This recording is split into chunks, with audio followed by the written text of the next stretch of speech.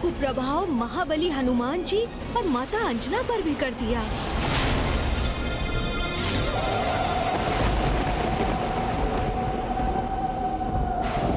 पुत्र, एक माँ की ममता का भाव तो अत्यंत पावन, जिसके कारण वो अपनी संतान के हित में महान त्याग करने के लिए तत्पर रहती है। किंतु ममता की अति जब विकार का रूप ले ले तो ना माँ का भला होता है और ना ही संतान का। मैं भी ममता से प्रभावित होकर ममतासुर के कपट और कुटिलता को देख पाने में असमर्थ हो गई। इसीलिए दंड के अधिकारी तुम नहीं हो पुत्र गणेश, वो दुष्ट ममतासुर है। वो दुष्ट ममतासुर है। वो दुष्ट ममतासुर है।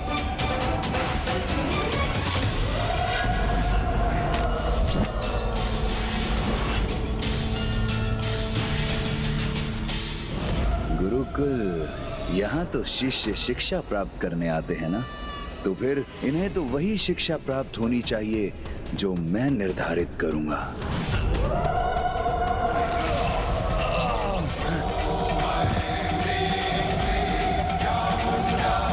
ये क्या था? मुझे अपने लिए किसी बड़े अनिष्ट का आभास क्यों हो रहा है? किंतु मुझे तो 64 योगिनियों की रक्षा प्राप्त है। मेरा कोई अहित कैसे हो सकता है?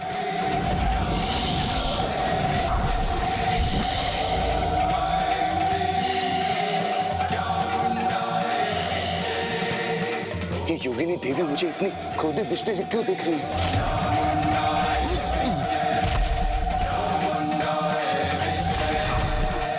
ये कैसा संकट छा रहा है मुझ पर? अब क्या करूं मैं? इतनी आवेशित क्यों हो रही है ये सब योगिनियां?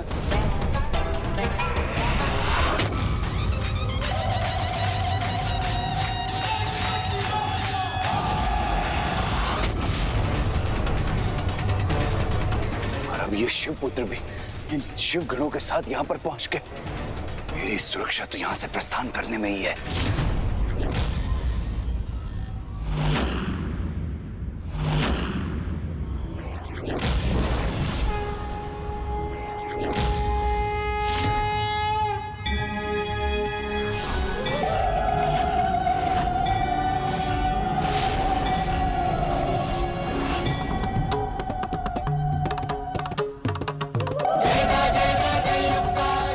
अपने दुर्गा रूप में क्यों आई है यहाँ?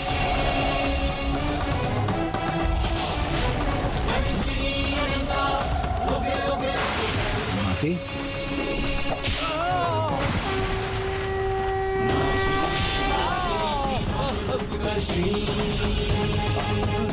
अभी तक इसने मात्र मां की ममता ही देखी थी, किंतु अब उनका क्रोध भी देखेगा ये। ममता का अनुचित लाभ उठाकर मुझे ही नहीं समस्त संसार को प्रभावित करने का अपराध किया है तुमने ममतासुर, जिसका दंड अब तुम्हें अवश्य प्राप्त होगा।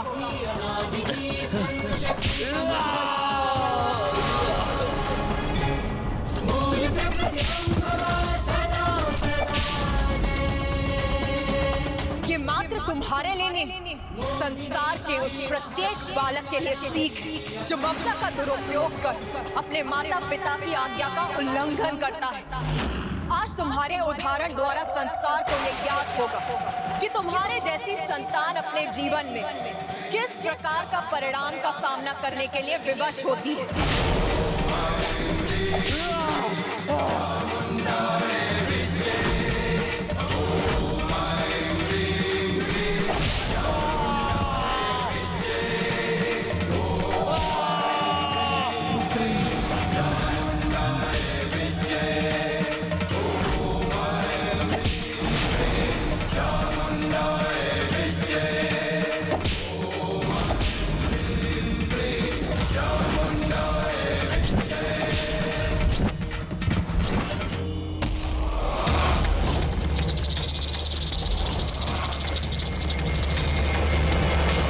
कीट के समान मैं भी इस पृथ्वी के भीतर प्रवेश कर स्वयं को इस दंड से मुक्त कर सकता हूँ। ममतासुर, आज तुम्हें अपने सभी पापों का दंड अवश्य प्राप्त होगा।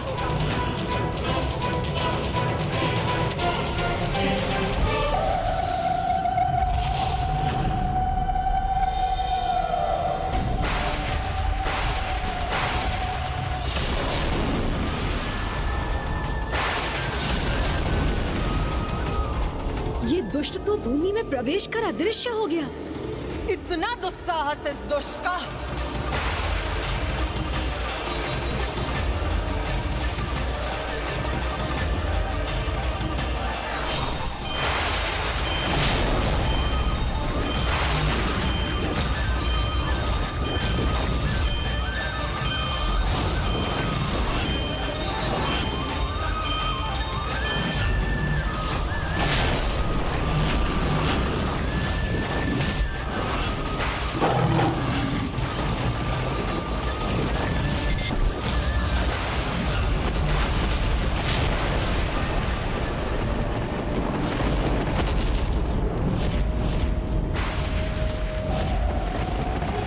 गणेश, मैंने पूर्व में ही कहा था कि माँ की क्रोधाग्नि और उनकी शक्ति को शांत करना अत्यंत कठिन होगा। अब कहीं उनके क्रोध के कारण समस्त सृष्टि पर ही संकट न छा जाए। माता के त्रिशूल में तो जिस प्रकार की ऊर्जा का संग्रह हुआ है, उसके प्रभाव से तो समस्त पृथ्वी 2 भागों में विभाजित हो जाएगी और उसके परिणाम स्वरूप समस्त जीवों को अत्यंत कष्ट होगा।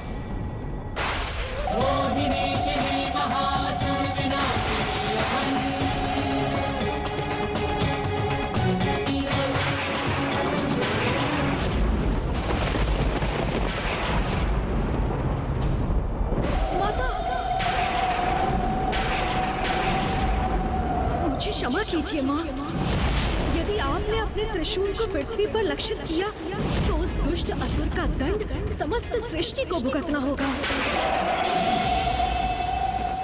आप मुझे आज्ञा दीजिए माँ कि ममतासुर पृथ्वी के गर्भ में जहाँ भी छिपा है, मैं उसे वहाँ से ढूंढकर आपके समक्ष प्रस्तुत करूं।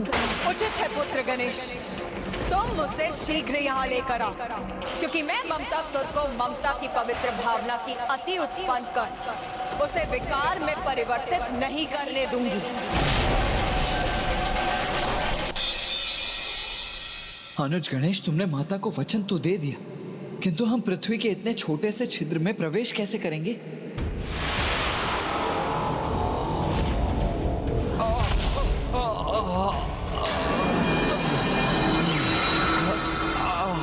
माता के क्रोध के कारण ये कैसी दुर्दशा हो गई है मेरी।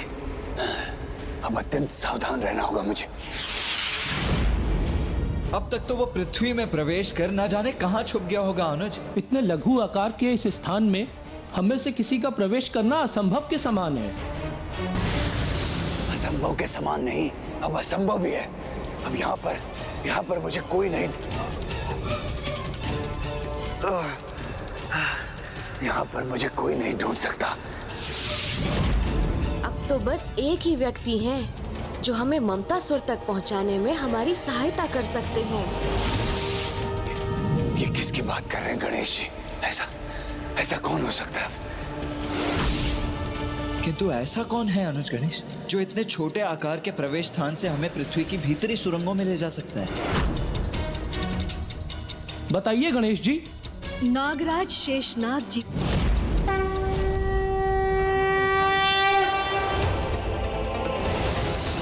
धरती की ऐसी कोई सुरंग नहीं जहां शेषनाग जी ना पहुंच सके।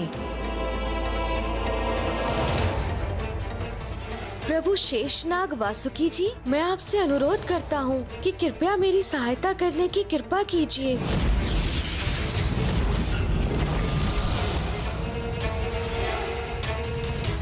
प्रभु, श्री गणेश जी ने सहायता हेतु मेरा आह्वान किया है। कृपया मुझे आज्ञा दीजिए ताकि इस महान क्षण का साक्षी बनने का सौभाग्य प्राप्त कर सकूं।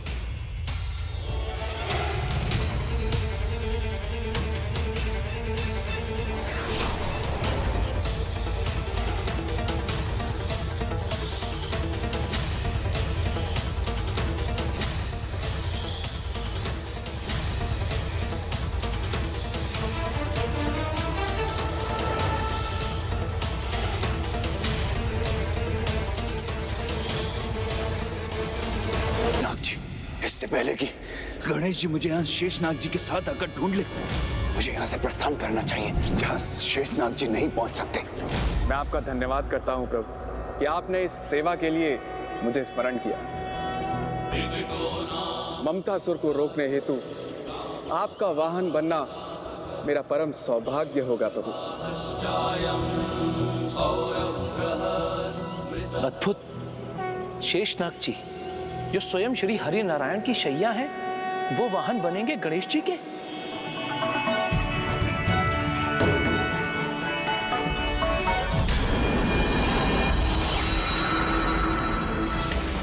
हे महान शेषनाग जी, मेरा वाहन बनकर आप मेरी बहुत बड़ी सहायता करेंगे, किंतु अब हमें इस कार्य में तनिक भी विलंब नहीं करना चाहिए। जी प्रभु।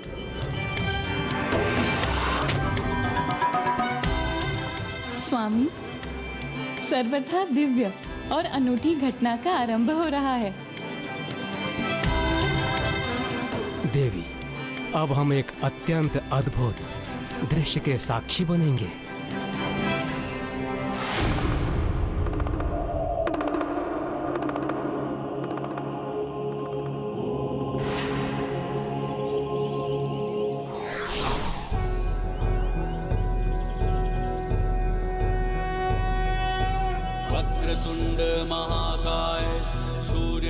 नाग तो जागृत कुंडलिनी शक्ति के प्रतीक हैं, अर्थात परम ब्रह्म स्वरूप हैं, और संपूर्ण सृष्टि में दो ही हैं जो जागृत कुंडलिनी से सुशोभित होते हैं।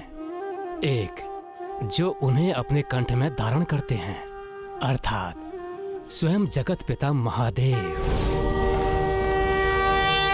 और दूसरे हैं जो जागृत कुंडलिनी की शैया पर विश्राम करते हैं, सृष्टि के पालनहार प्रभु श्री हरि नारायण।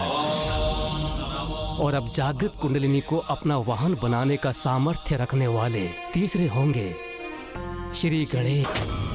ब्रह्मदेव का कथन उचित है। प्रथम पूज्य गणेश के दिव्य अवतार के दर्शन प्राप्त करना अत्यंत आनंददायक होगा।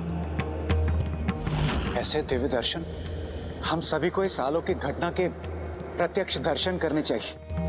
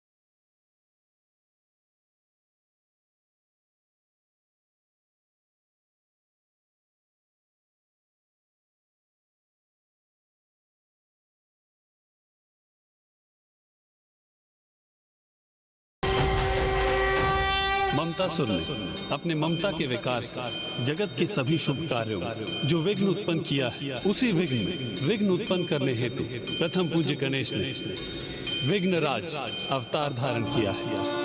ओम गणपति विघ्नराजो लंबतुंडो गजानन। आइए शेषनाग जी, अब हमें शीघ्रता करनी चाहिए, जिससे हम उस दुष्ट को माँ के समक्ष प्रस्तुत कर सकें। आज ममता की अति, जिसने ममता सुर के कारण ही मोह विकार का रूप ले लिया है, विघ्नराज गणेश आज उसका अंत करेंगे।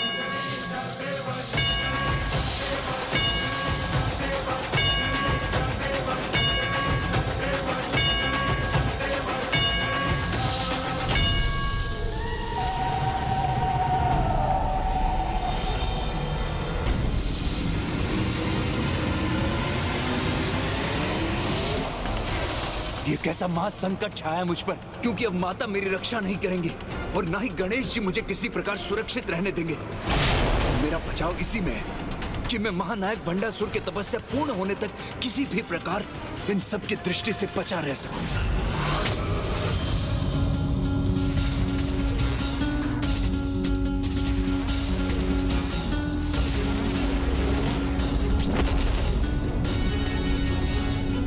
यहाँ तो रास्ता ही बंद है। आगे जाने का तो कोई मार्ग ही नहीं।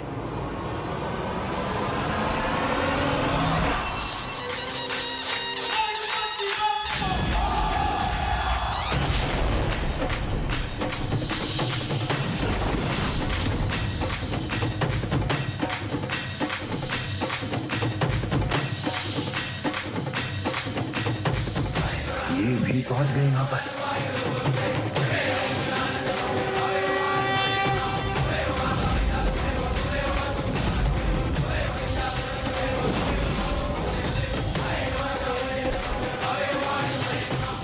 प्रभु, ये मेरे क्षेत्र में है, इसे दंड भी अब मैं ही दूंगा।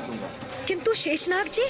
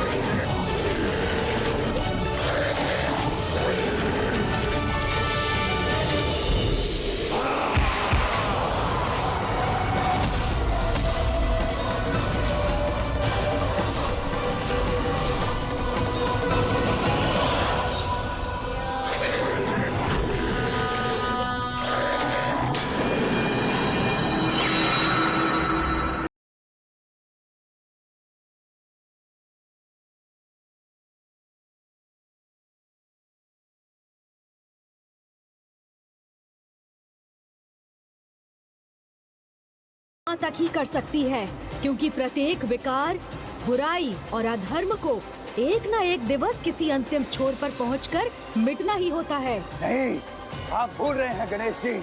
जो अजय होते हैं उन्हें कोई नहीं मिटा सकता, आप भी नहीं।